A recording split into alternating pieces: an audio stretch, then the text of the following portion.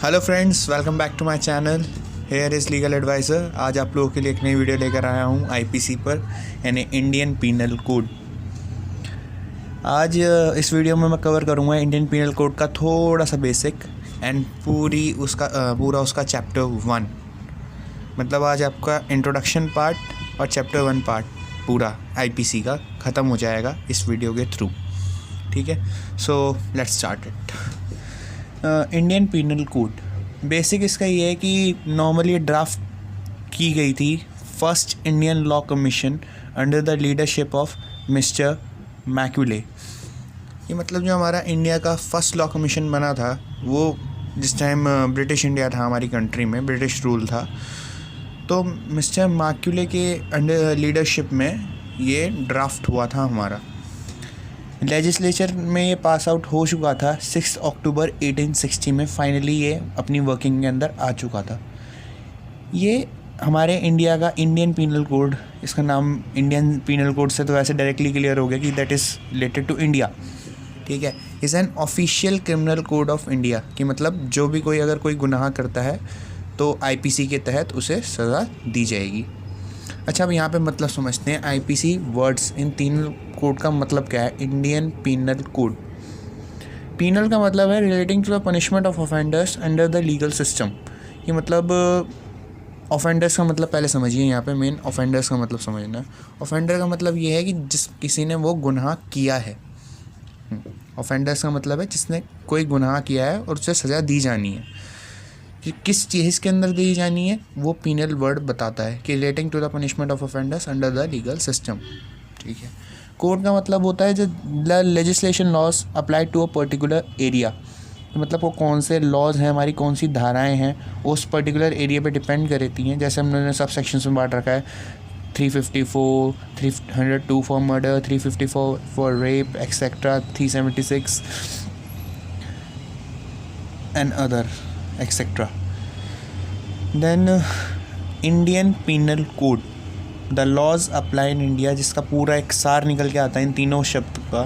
The laws apply in India for the punishment of offenders, मतलब जो कानून applied होंगे इंडिया के अंदर for the punishment of offenders. Offender का मतलब मैंने आपको ऊपर बता दिया है, लेकिन फिर दोबारा बता रहा हूँ कि किसी ने जो गुनाह किया हो उसे ऑफेंडर कहते हैं। अब बात कर शुरू करते हैं हम आईपीसी का पहला chapter number 1, that is introduction part. ये सारा भी इंट्रोडक्शन था, बट ये बेसिक इंट्रोडक्शन था। अब यहाँ से पूरी आईपीसी स्टार्ट हो रही है, हमारी फर्स्ट वीडियो आईपीसी की, कि जो पूरी आईपीसी कवर करेगी। So let's begin with the introduction part. Section 1 to 5 introduction part है चैप्टर 1 का इंडियन पीनल कोड में, जिसमें कि सेक्शन 1 to 4 डील करता है सिर्फ एप्लीकेबिलिटी ऑफ आईपीसी के। एप्लीकेबिलिटी का मतलब है वो कहाँ कहाँ लग सकती है आईपीसी, कहाँ नहीं लगेगी, कहाँ लग सकती है इंडियन पीनल कोड। ठीक है, सेक्शन 5 एक स्पेशल केस है हमारा, जिसे मैं आगे कवर करूँगा, बट थोड़ा स्पेशल है इसलिए उसे अलग रखेंगे हम। ठीक है, so here is section 1। IPC is valid through out India accept Jammu and Kashmir till 5 August 2019। IPC हमारी इंडियन पीनल कोड पूरे इंडिया में वैलिड थी सिवाय जम्मू और कश्मीर के 5 अगस्त 2019 तक। But on 5 August of 2019, there was a historic decision that was made by the government of India, that is revocation of Article 370। जी 5 अगस्त 2019 तक कश्मीर में आईपीसी लागू नहीं होती थी, बट 5 अगस्त 2019 में एक ऐसा हिस्टोरिक डिसीजन आया गवर्नमेंट ऑफ इंडिया के थ्रू, हमारे मोदी जी जिंदाबाद, that is revocation of article 370। जी हाँ, रेवोकेशन का मतलब भी मैं आपको भी बता देता हूँ, to officially cancel a decision. Revocation का मीनिंग ये होता है, revocation the official cancellation of a decision. ठीक है, for the sake of knowledge only, सिर्फ आपकी जानकारी के लिए मैं बता रहा हूँ कि before revocation of article 370 in Kashmir there was Ranbir penal code in Kashmir for the criminal offences.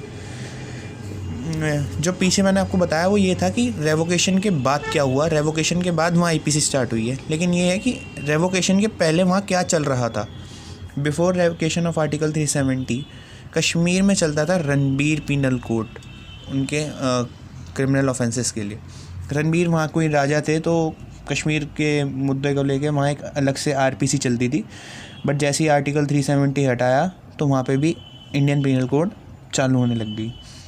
तो सेक्शन 1 सिर्फ इतना ही था हमारा कि कहाँ लग सकती है और कहाँ नहीं लग सकती है। अभी ये फर्दर सेक्शंस में और भी क्लियर होगा, but here this is only the only part of section 1। ठीक है, let's continue with the section 2। Punishment of offences committed with in India, मतलब उन गुनाहों के लिए सज़ा जो कि इंडिया के अंदर ही कमिट हुए हैं। Every person shall be liable to punish under this code not otherwise for every act and omission contrary to the provisions thereof for which he shall be guilty within India. ठीक है, इसका पूरा सार ये है हमारी कहानी का, जो 4 लाइनों की लिखी हुई है, कि हर उस गलती के लिए हर पर्सन लायबल है अगर वो क्राइम जो है इंडिया के अंदर कमिट हो रहा है। ठीक है, यहाँ पे एवरी पर्सन का मतलब समझो दोस्तों। एवरी पर्सन का मतलब होता है this term Indian includes Indian citizen as well as foreigners. कि मतलब ऐसा नहीं है कि कोई अमेरिका का बंदा आके इंडिया में कोई क्राइम कर रहा है तो ये कह के बच जाएगा कि मैं एक अमेरिकन सिटीज़न हूँ, मैं इंडिया के लॉस के अंदर नहीं जी। अगर आपने क्राइम इंडिया के अंदर करा है तो इंडियन गवर्नमेंट को ये पूरा राइट है कि वो आपके अगेंस्ट आईपीसी के तहत एक्शन ले सकते हैं, irrespective of their rank, status, caste and colour. उनकी कोई रैंक कि क्या कुछ वो हायर ऑफिशियल्स हैं ये मैटर नहीं करता, उनका स्टेटस क्या है कि अमीर हैं गरीब हैं ये मैटर नहीं करता, उनकी धर्म जात क्या है ये भी मैटर नहीं करता, काले हैं गोरे हैं हरे हैं पीले हैं, इस चीज़ से कोई फ़र्क नहीं पड़ता, वो आईपीसी के अंदर काउंट होंगे। It also includes any company, association और बॉडी ऑफ पर्सनस। ये सिर्फ एक पर्सन पे लागू नहीं होते, एक पर्टिकुलर पर्सन पे, ये ऑल्सो इंक्लूड करती है एक कंपनी, एक एसोसिएशन और बॉडी ऑफ पर्सनस की। मतलब एक अगर कंपनी से भी कोई गुनाह हुआ है तो उस पर भी आईपीसी के तहत ही मुकदमा चलेगा। So here is section 3। Punishment of the offences committed beyond but which law may be tried with in India. Any person liable by any Indian law to be tried for an offence committed beyond India shall be dealt with according to the provisions of this code for any act committed beyond India in the same manner as if the act had been committed within India। इस section का मतलब ये है कि अगर किसी ने कोई क्राइम, मान लीजिए नेपाल कोई गया है और उसने वहाँ जाके एक मर्डर कर दिया और वो इंडिया में आ गया वापस, ठीक है, तो वो वैसे ही अगर वो पकड़ा जाता है कि जी हाँ इसने नेपाल में मर्डर किया है तो पूरा उसका 302 के तहत ही आईपीसी में 302 फॉर मर्डर होती है, उसके तहत ही उसका मुकदमा चलेगा। वो ये कह के नहीं बच सकता कि जी मैंने मर्डर तो नेपाल में करा है इंडिया के क्यों में, जी नहीं, उसे ऐसे ही ट्रीट किया जाएगा कि जैसे उसने वो मर्डर इंडिया में ही करा है और जो भी आईपीसी के तहत उसे सज़ा बनती होगी वो उसे वहाँ दी जाएगी। पूरा ये इसका सार नॉर्मल सेक्शन 3 का सिर्फ इतना सही है कि अगर किसी ने कोई गुनाह नेपाल में या किसी आउटर कंट्री में कर लिया, मान लीजिए पाकिस्तान या श्रीलंका में जाके भी कर दिया है और वो इंडिया में पकड़ा जाता है तो इंडियन पीनल कोड के तहत उसके खिलाफ मुकदमा चलेगा। ठीक है, सेक्शन 4 एक्स्ट्रा टेरिटोरियल ऑफेंस। ये फर्दर डिवाइडेड है 3 सेक्शंस में। सेक्शन 4(1) वो कहता है any citizen of India in any place without and beyond India. कोई भी सिटीज़न हमारे इंडिया का, चाहे वो इंडिया के अंदर कोई क्राइम कर रहा है या बाहर कोई क्राइम कर रहा है। मान लीजिए अगर कोई बाहर भी क्राइम कर कर आ रहा है और वो इंडिया में पकड़ा गया, या इंडिया के बाहर क्राइम करा है और इंडिया में ही आके फिर दोबारा रह रहा है, इंडिया में पकड़ा गया है वो, तो उसके खिलाफ मुकदमा इंडियन पीनल कोड के तहत चल सकता है। Section 4 subsection 2 any person on any ship aircraft registered in India wherever it may be. यहाँ पे भी एनी पर्सन का मतलब वही है जो मैंने आपको पिछला बताया था कि किसी भी नेशनैलिटी का हो सकता है, वो इंडियन हो अमेरिकन हो, ठीक है। ऑन एनी शिप कि मतलब जैसे हमारा कोई जहाज़ है हिंदुस्तान से, वो कनाडा गया है, न्यूयॉर्क गया है, एयरक्राफ्ट है, कोई हमारा प्लेन है, रजिस्टर्ड हमारे इंडिया में होना चाहिए, ठीक है। चाहे वो किसी भी नेशनैलिटी का पर्सन हो, अगर उसने उस पर कोई क्राइम किया है तो वो इंडियन पीनल कोड के तहत उसे सज़ा दी जाएगी, उसके ऊपर मुकदमा चलाया जाएगा। Section 4 subsection 3 any person in place without and beyond India committing offences target and computer resource located in India. मान लीजिए इसका एक नॉर्मल सा एग्जांपल है कि कोई व्यक्ति लंदन में बैठा है और वो इंडिया के कंप्यूटर्स को हैक कर रहा है, कि नुकसान जो है वो इंडिया के कंप्यूटर्स को हो रहा है, मतलब इंडिया के पर्सनालिटी को हो रहा है नुकसान उसकी वजह से, तो भी वो आईपीसी के अंडर आएगा और उसे सज़ा दी जाएगी जब भी वो पकड़ा जाएगा। पूरी कहानी का सार अभी तक की चारों सेक्शंस का एक नॉर्मल सा बड़ा ह्यूमर टाइप है। मैं बता देता हूँ कि मतलब आप कहीं भी भागिए, कानून आपका पीछा करेगा ही। गलती कभी छुपाई नहीं जा सकती, आपको सज़ा ज़रूर मिलेगी जब भी आप पकड़े जाएंगे। So here is section 5। ये बहुत ही छोटा सा सेक्शन है बट हाँ इम्पॉर्टेंट है, इसलिए आप सुनिए।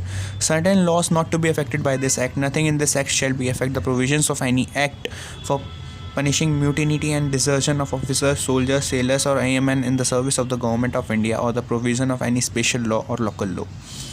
ठीक है, सेक्शन 5 टेक्निकल लैंग्वेज में मैं नहीं समझाऊंगा। मैंने पहले ही अपने चैनल पे क्लियर कर दिया था कि मैं ऐसी भाषा रखना चाहता हूँ कि जो जनरल पब्लिक भी उसको आराम से समझ सके।